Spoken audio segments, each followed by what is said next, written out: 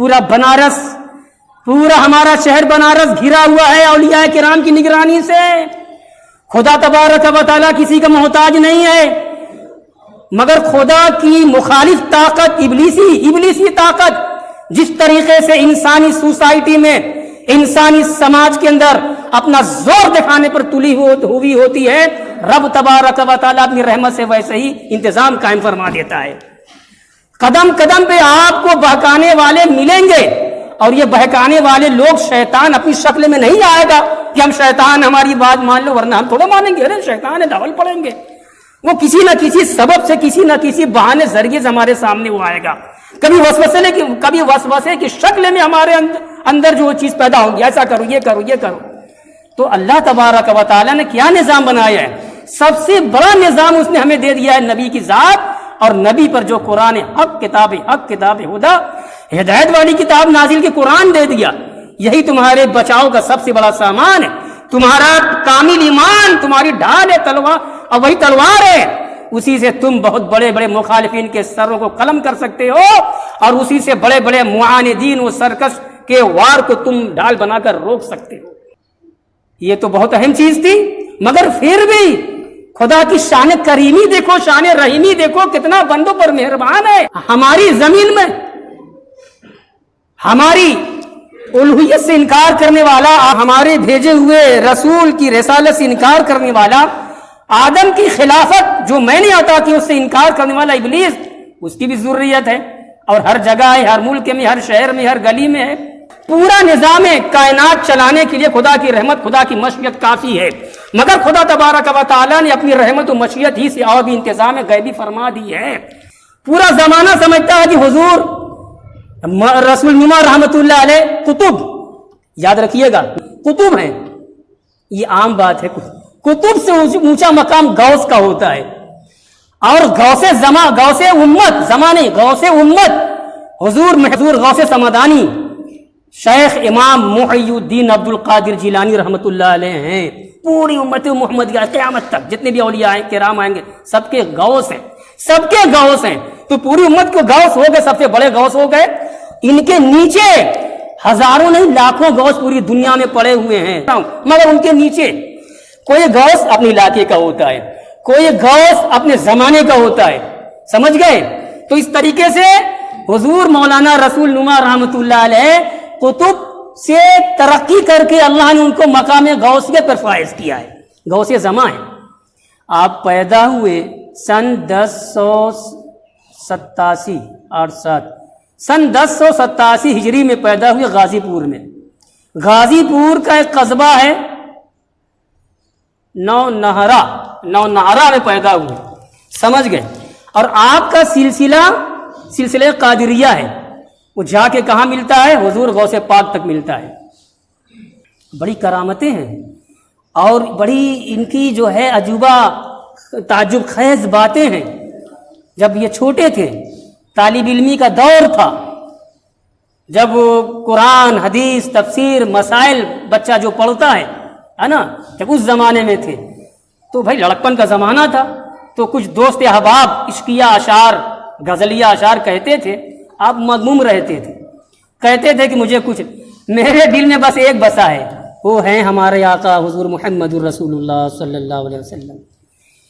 اور پھر جلد ہی عصر کی نماز پڑھ کر کے جہاں تھے وہ، جہاں حصول علم کر رہے تھے، کمرہ بند، اور کمرے کے اندر بس رونا دھونا، رسول اللہ کو یاد کرنا، نعت پڑھنا اور عارفانہ اشعار پڑھنا، اور اس کے مفہوم یہی کہ یا رسول اللہ، ہر کسی کا کوئی نہ کوئی محبوب ہے، بس میرے معشوق آپ ہیں، میرے محبوب آپ ہیں. ایک مرتبہ آپ اپنے جمال جہاں آرا سے ہم کو مشرف فرما دیجئے، آپ کا دیدار کرنے یا رسول اللہ. روتے، اشک بہاتے، درود پڑھتے اور یہ استغاثہ کرتے. منزل آ گئی، حضور آ گئے، آقا علیہ الصلوۃ والسلام بنفس نفیس عالم بیداری میں آ رہے ہیں، اور حضور رسول نما رحمت اللہ علیہ زیارت فرما رہے ہیں. کیسا عالم رہا ہوگا اس وقت. اور جب حضور نے کچھ نصیحتیں کی، دو چیزیں دی تھی مولانا رسول نما رضی اللہ تعالیٰ عنہ کو، آقا مولا صلی اللہ علیہ وسلم نے دو وظیفہ دیا تھا. ایک نماز پنجگانہ کی محافظت، حفاظت، اور ایک درود وظیفہ درودیہ، جتنا ہو سکے درود پڑھو، آقا نے فرمایا جتنا ہو سکے درود پڑھو. آپ کے سلسلے میں درود بے شمار ہے، مت گنو، پڑھتے رہو درود شریف. 2 وظیفہ دیا، جانے لگے سرکار. میاں بڑے بڑے کی ہمت نہیں ہے کہ حضور سے کچھ پوچھ سکیں، ہے نا. واہ، آقا واپس ہونے لگے، کھڑے ہو گئے حضور مولانا رسول اللہ رضی اللہ تعالیٰ عنہ، پیچھے سے دامن پکڑ لیا. آقا آپ دوبارہ کب تشریف لائیں گے؟ یعنی اس چیز کی بھی کوئی مجال نہیں کر سکتا ہے، پوچھنے کی ہمت نہیں کر سکتا ہے. اور دامن پکڑ لینا، یہ معلوم ہے بس یہ اپنائیت کی انتہا تھی، اپنائیت کی انتہا تھی. عقیدت، محبت، غلامانہ کیفیت. یا رسول اللہ اب کب آئیں گے؟ پکڑ لیا دامن پیچھے سے. حضور نے کہا کہ جب یاد کرو گے تب آؤں گا، جب یاد کرو گے تب آؤں گا. آج بھی اہل نظر دیکھتے ہیں عشاء کی نماز کے بعد جو کیفیت ہوتی ہے. علماء بیان کرتے ہیں کہ روزانہ سرکار کی آمد ہوتی ہے روضہ پاک پہ. بنارس والوں، ہم ہلکے میں نہ لیں حضور مولانا رسول اللہ رضی اللہ تعالیٰ عنہ کو. اچھا، کرامت ہی بے شمار، کرامت ہی بے شمار. مولانا عبدالسلام مفتی مرحوم لکھتے ہیں مشائخ بنارس میں کہ حضرت مولانا رسول اللہ رضی اللہ تعالیٰ عنہ کے بھائی کی اہلیہ کو جن لگا، بھوت لگا، بڑکا جن. ایک سے ایک عامل آ رہے ہیں، چھڑانے والے آ رہے ہیں، وظیفہ ہو رہا ہے، کاٹ ہو رہی ہے، اور سب سے لڑ رہا ہے، بڑے بڑے عامل سے لڑ رہا ہے. یہ مولانا رسول اللہ رحمۃ اللہ علیہ کو معلوم ہوا، گئے، حاضری ہوئی، وہ چاٹا مارا ہے اس بڑے بھوت اور جن کو، کبھی دوبارہ آیا ہی نہیں. اچھا، رسول نما کیوں کہتے ہیں؟ چلو یہی اصل نام تو محمد وارث ہے، اصل نام محمد وارث ہے نا. یہ رسول نما لقب کیوں پڑا؟ ارے میں خود تو حضور کا حضور آئے، میں نے واقعہ بیان کیا، اس کے بعد جب چاہا رسول اللہ کا دیدار کر لیا، جب چاہا یاد کیا رسول اللہ حاضر ہو گئے. اور یہی نہیں، اپنے جس چاہنے والے کو اس لائق سمجھا، صلاحیت والا سمجھا، اس کے اندر اہلیت اور صلاحیت، لائقیت سمجھی، رسول اللہ کا دیدار کرا دیا.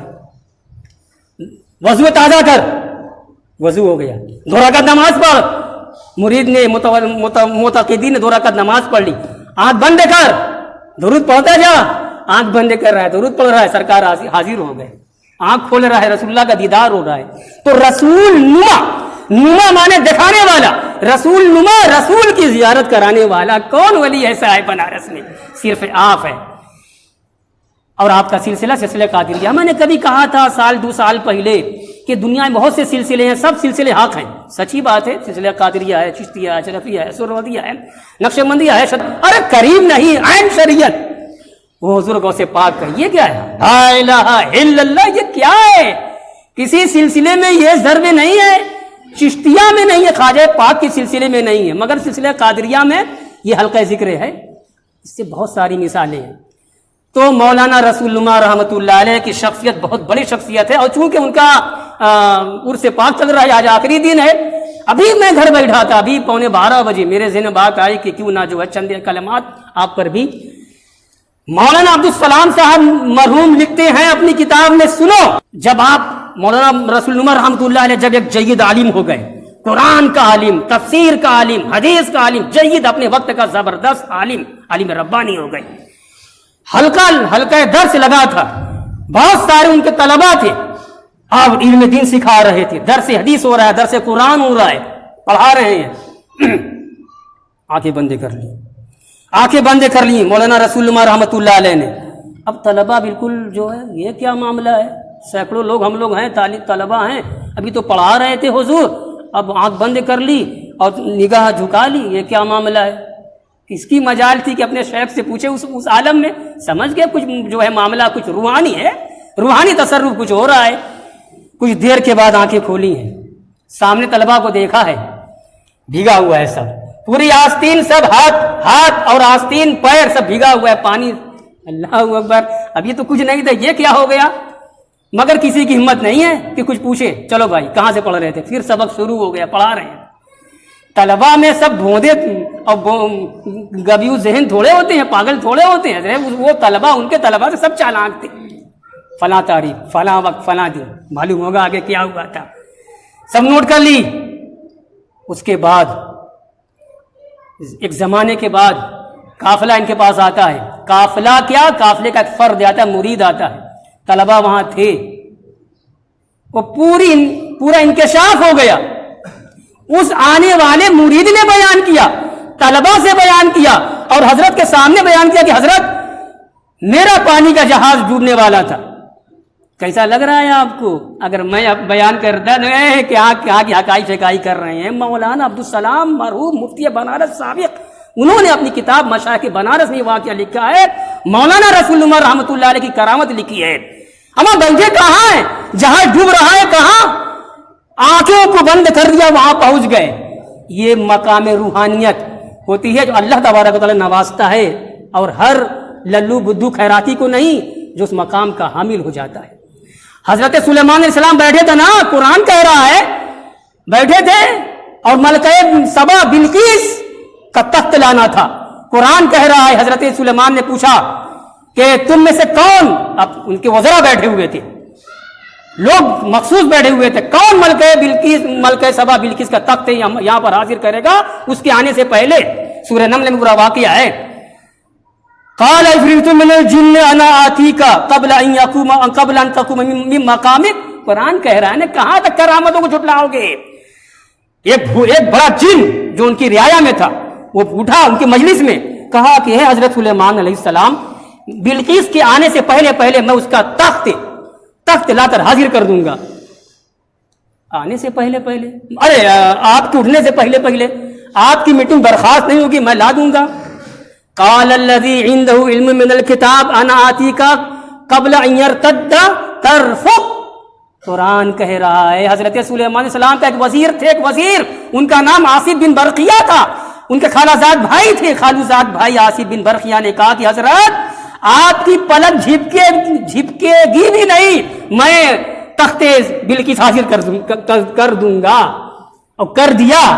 یہ کیا طاقت تھی؟ قرآن کہہ رہا ہے اللہ کی دی ہوئی طاقت تھی جو اولیاء مخصوص اور اغواص سے، اقطاب سے، اولیاء سے، عرفاء سے صادر ہوتی ہے. صرف یہاں پہ عام مومن ہونا بھی کافی نہیں ہے. اللہ والے بنو، دنیا کے جھمیلے میں کم پڑھو. پڑھنا تو ہے بھائی، سب کے ساتھ بیوی بچے گھر بال ہے، لیکن اس کا مطلب نہیں یہ پڑھ کر کے ہم اصلی اپنا مقصد فراموش کر دیں. تقوی پیدا کرو، للہیت پیدا کرو. اللہ تبارک و تعالی ہماری تمام مصیبتوں کو، پریشانیوں کو، اذیتوں کو سے ہمیں نجات دے.